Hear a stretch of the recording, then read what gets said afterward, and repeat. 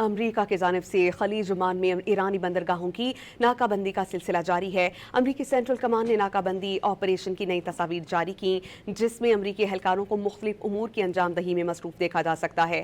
Saint کام کا کہنا ہے کہ ایران کے خلاف پابندیوں کے نفاذ کے لیے ہزاروں امریکی فوجی اہلکار سمندر، فضا اور زمینی سطح پر تعینات ہیں۔ اپریل کے وسط سے شروع ہونے والی مہم میں اب تک 121 تجارتی بحری جہازوں کا راستہ تبدیل کیا گیا، جبکہ 5 جہازوں کو ناکہ بندی کے خلاف ورزی پر غیر فعال کیا گیا۔ امریکہ کی جانب سے خلیج عمان میں ایرانی بندرگاہوں کی ناکہ بندی کا سلسلہ جاری ہے۔ امریکی سینٹرل کمان نے ناکہ بندی آپریشن کی نئی تصاویر جاری کی، جس میں امریکی اہلکاروں کو مختلف امور کی انجام دہی میں مصروف دیکھا جا سکتا ہے۔